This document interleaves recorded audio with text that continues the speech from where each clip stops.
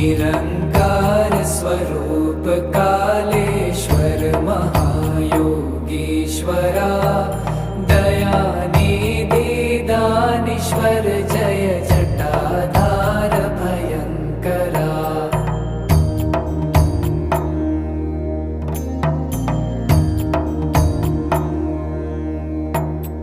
शूलपाणी त्रिशूलधारी औगणी बाघंबरी जय महेश त्रिलोचनाय